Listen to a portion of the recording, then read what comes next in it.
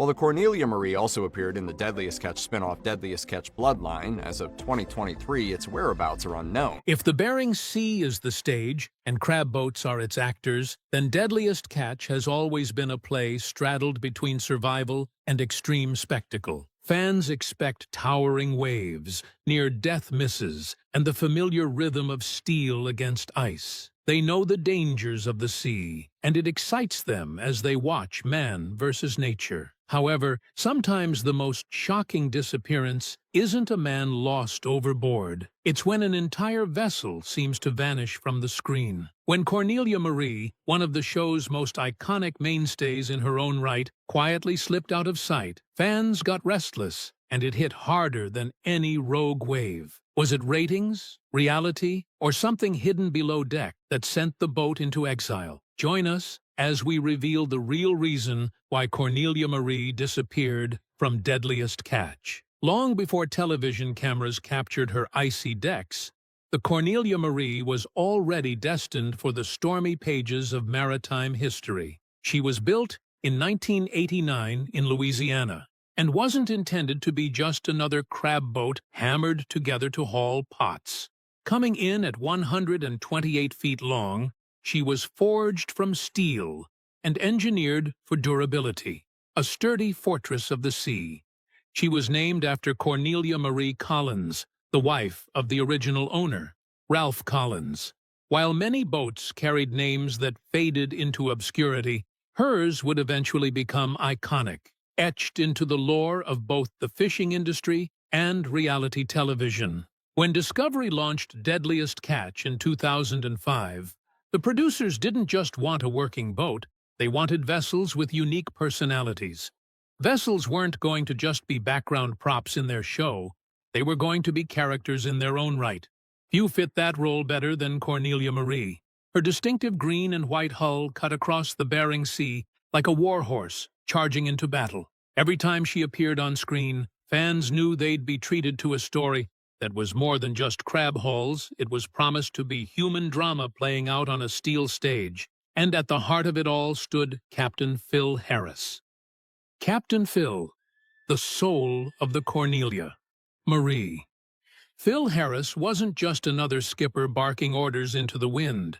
He was larger than life, with a gruff exterior that could weather a storm and a softer side that won viewers over instantly. His combination of toughness and vulnerability made him one of the most beloved figures on Deadliest Catch. The ice comes down, if it gets to my pots on the edge, it'll just pick them up and drink them, take them and set them, drop them off at 1,000 fathoms. His leadership on the Cornelia Marie was as unpredictable as the sea itself. He could be tough on his deckhands, demanding perfection when hauling pots in brutal conditions. Yet, behind that intensity was a man who deeply cared about his crew and his family. He lived for his sons, Josh and Jake Harris, who frequently appeared alongside him on the boat. Their presence added an extra layer to the show as a generational story about a father trying to pass down both knowledge and legacy in one of the deadliest professions on Earth. For fans, watching him command the Cornelia Marie was as captivating as the towering waves themselves. He embodied the dangerous romance of the sea, sometimes equal parts chaos, courage, and other times tragedy waiting to unfold.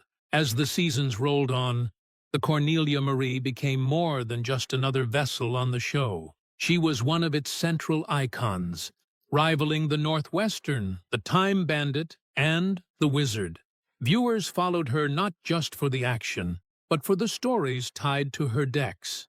Phil's leadership style was relatable because it wasn't perfect. He made mistakes, admitted to weaknesses, and showed the human side of a captain's job. In particular, his interactions with Josh and Jake became highlights of the series, sometimes heartwarming, sometimes tense, but always authentic. By mid-2000, the Cornelia Marie wasn't just a fishing boat, but a household name. Merchandise, fan clubs, and online forums dedicated to the vessel sprang up. Fans felt connected not only to Phil, but to the boat itself. Her green and white paint scheme became symbolic, an emblem of endurance and family legacy. Unfortunately, in the brutal world of crab fishing, fortune is never permanent. The tides were about to turn, and what happened next would change the course of the Cornelia Marie forever. The tragedy that changed everything. The turning point came during Season 6 of Deadliest Catch. On the 29th of January, 2010, while the Cornelia Marie was offloading crab at St. Paul Island, disaster struck. Captain Phil Harris suffered a massive stroke. Cameras were rolling, and what unfolded was one of the most heartbreaking arcs ever broadcast in reality television. He was airlifted for medical care, and for days, fans followed updates with bated breath and tension coursing through their veins. There was hope, because everyone knew that he was a fighter. But the sea had claimed too much from him already. On the 9th of February, at just 53 years old, Phil Harris passed away. The news hit fans like a rogue wave. For many, it felt like losing a family member, and for Cornelia Marie, it marked the beginning of her most uncertain chapter. Tragic turn in Season 6, when Captain Harris suddenly passed away from an intracranial hemorrhage. The man who had defined her identity was gone, and no one knew whether she could continue without him. Phil's death left a gaping hole not just in the show, but in the Harris family and the crew who had sailed under him. For Josh and Jake, the loss was both deeply personal and crushingly public. Millions of viewers mourned alongside them, but mourning didn't keep the lights on, or the boat seaworthy. Cornelia Marie suddenly found herself at a crossroads. The debate revolved around who would lead her and shoulder the financial and operational responsibilities that came with keeping such a large vessel at sea. For those not in the know, the ownership of the boat was complicated. It didn't solely belong to the Harris family. Multiple stakeholders had a say in her fate, and without Phil at the helm, those disputes grew louder. Still, the boat pushed forward. Josh Harris, though young and inexperienced compared to his father, was determined to keep the legacy alive. Jake, meanwhile, struggled with personal issues that would later pull him away from the spotlight. The result was a Cornelia Marie caught in limbo, sometimes fishing when she could, other times struggling when she couldn't, and never quite reclaiming the stability she had under Phil. While the world mourned Phil Harris, the producers of Deadliest Catch faced their own dilemma. Cornelia Marie had always been one of the show's anchors, but without his commanding presence, could she still be trusted to deliver the same quality of entertainment with her new captain? The hard truth was that Deadliest Catch was more than a documentary, it was also a big business. Boats weren't guaranteed screen time. They had to earn it by providing both drama and dependability. If a vessel wasn't seaworthy, if a crew wasn't compelling, or if a captain couldn't hold the narrative, Discovery could and would choose to focus elsewhere, and they did. For Cornelia Marie, that meant her very survival on screen would depend on more than history. She would need to prove she still belonged in the deadly televised theater of the Bering Sea. The tragedy of Phil's passing was only the beginning. What came next was a storm of financial struggles, leadership challenges, and behind the scenes, decisions that would eventually lead to her disappearance from the series. When she finally vanished, fans were left asking the same haunting question: how could one of the most iconic vessels on Deadliest Catch simply disappear? After the storm, picking up the pieces. The death of Captain Phil Harris was not just a personal loss, it was a seismic event for Cornelia Marie and the series that had made her famous. When he died, the boat didn't just lose her captain, she lost her anchor, her heartbeat, and her symbolic connection to the millions who had followed her journey. Josh and Jake Harris suddenly found themselves standing in their father's shadow, asked to carry on a legacy they weren't entirely ready for. At the time, Josh was in his mid-20s. He had experience on deck, but not the years of leadership that build a captain's reputation. Jake, meanwhile, was already battling personal demons that would make consistency on board a challenge. For fans, the sight of Phil's sons trying to step into his role was both heart-wrenching and inspiring. They wanted to believe Cornelia Marie could go on and that the boat could survive tragedy, the way so many crabbers had survived towering waves. The first major challenge wasn't even about fishing. It was about money and paperwork. As mentioned earlier, Cornelia Marie wasn't owned outright by the Harris family. In fact, Cornelia Marie Collins herself, the namesake of the boat, retained significant ownership alongside other stakeholders. That meant every decision about maintenance, upgrades, or whether the boat would even head out for the crab season had to be made collectively. Without Phil at the helm to unify everyone, disputes became more complicated. The Harris brothers, beloved as they were, simply didn't have the same leverage their father once had. Boats like the Cornelia Marie require constant investment. Engines need overhauls, safety inspections need passing, and gear wears down after every brutal season. Without steady cash flow and strong leadership, it's easy for a vessel to fall behind, and falling behind in the crab industry means risking your license, your crew, and your reputation. This is where Cornelia Marie began to stumble. Operating a crab boat in the Bering Sea is brutally expensive. Annual maintenance alone can run into hundreds of thousands of dollars. If a vessel isn't fishing, or if her catch quotas are reduced by any chance, the money simply isn't there to cover those costs. After Phil's passing, Cornelia Marie needed major work to remain compliant with Coast Guard regulations. There were rumors of failing inspections, mechanical issues, and a lack of the kind of investment other boats on the show enjoyed. Fans often underestimate just how financially fragile even famous vessels can be. Fame doesn't fix busted engines. As months turned into years, she found herself slipping into cycles of repairs, partial fishing seasons, and uncertainty. Each time, Josh Harris pushed to keep the boat alive, but it often meant scrambling for funds, juggling ownership disputes, and pleading her case to Discovery producers who were less inclined to feature a vessel that couldn't guarantee a season's worth of action. Behind the scenes, the producers of Deadliest Catch were facing their own hard reality. The show thrived on consistency and drama. Each season, Discovery wanted to follow boats that were not only seaworthy, but also rich in personality. For years, Cornelia Marie had provided both. Phil Harris was television gold with his authentic, gritty, vulnerable, and compelling persona. With him gone, Discovery executives had to ask themselves if Josh would carry the legacy on. Would audiences tune in for the younger Harris brothers in the same way they had for their father? It was a brutal calculation. While the fan base clearly adored Cornelia Marie, television is a business first. If a boat didn't deliver ratings, it risked being sidelined.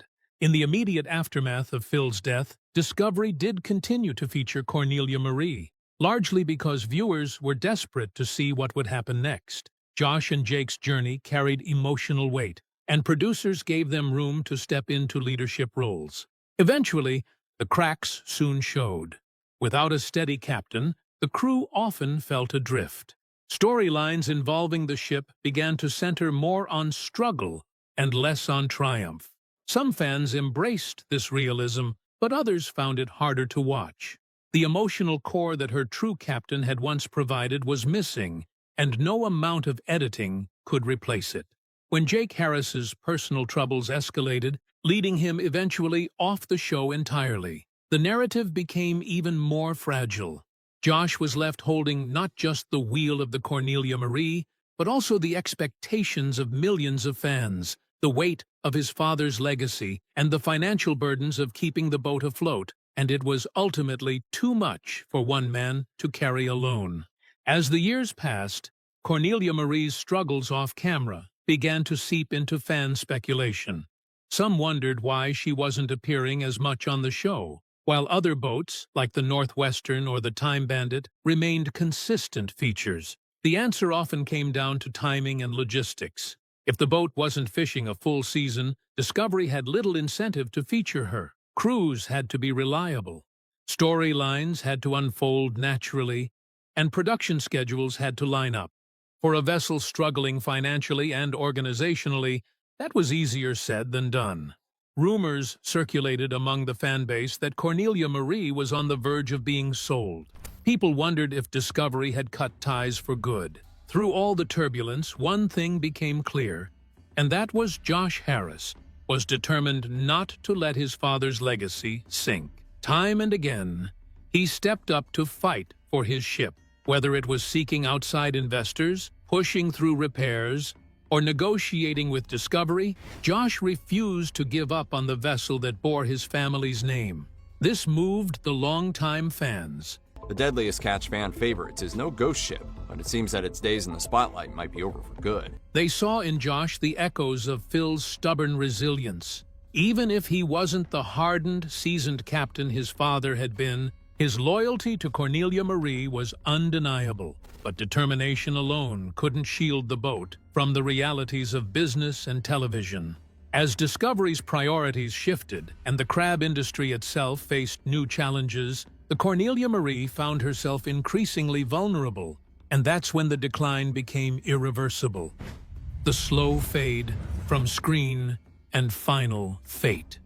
Eventually, as time continued to flow, fans had begun to notice what producers already knew.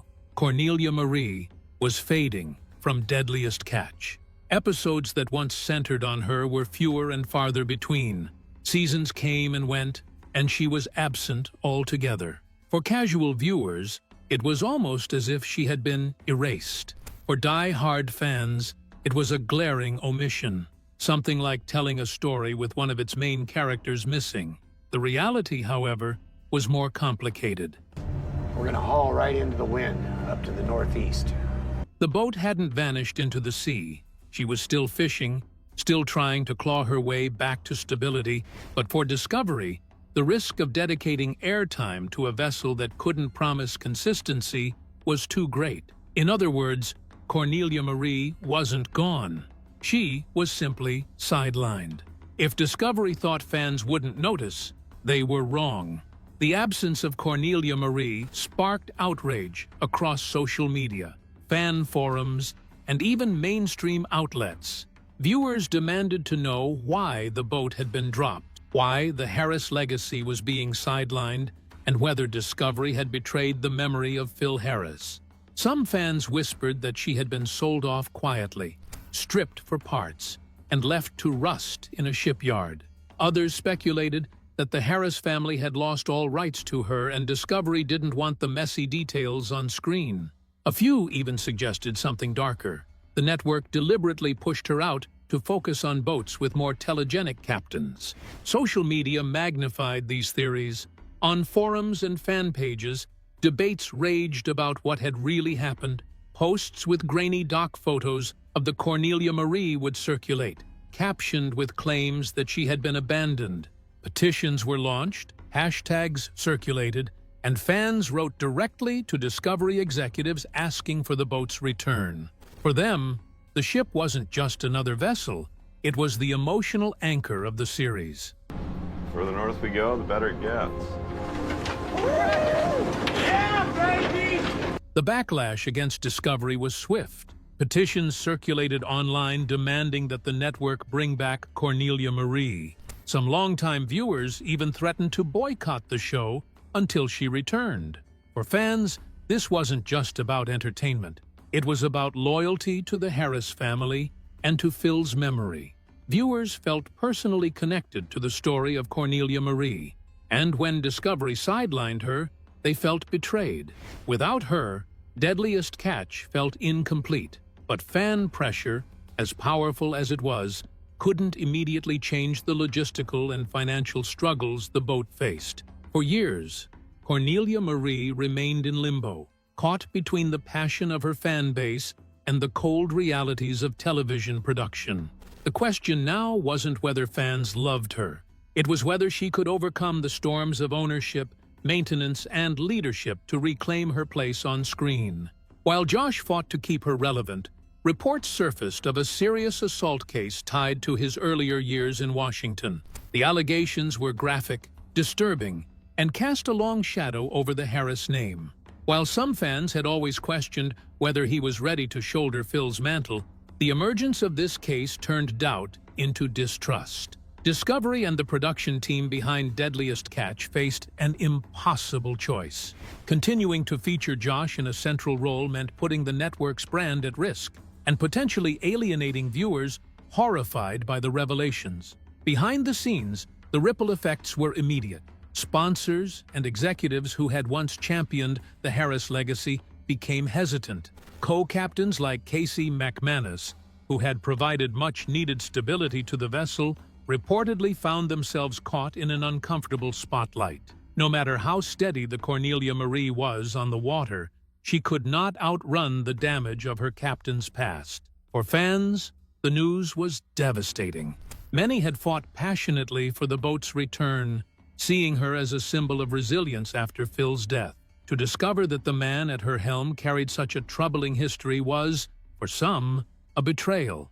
Conversations that once celebrated the Harris family's perseverance now shifted to whether Cornelia Marie should even remain on the show. Ultimately, the assault case sealed the fate of Cornelia Marie in the world of Deadliest Catch. While she continued to fish in the Bering Sea, her role as a central character in the series became impossible. The network could no longer separate the vessel's story from the man at her wheelhouse. In the end, it wasn't the storms of the Bering Sea that drove Cornelia Marie from the spotlight.